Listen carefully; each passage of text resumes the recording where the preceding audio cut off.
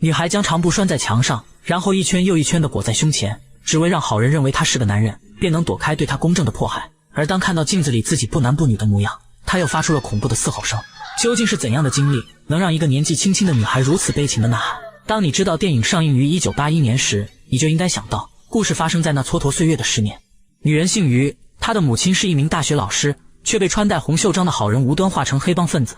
他们认为她和她母亲界限不清，于是强行按着她把头发给绞了。咔嚓咔嚓的剪刀声犹如利剑刺进胸膛。在那个年代，违背意愿强行收绞女人的头发，就像在践踏女人的尊严。如果不是生病的母亲需要照顾，她早想离开这个世界。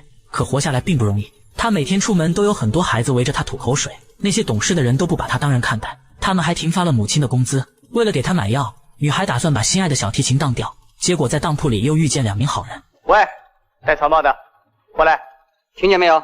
过来。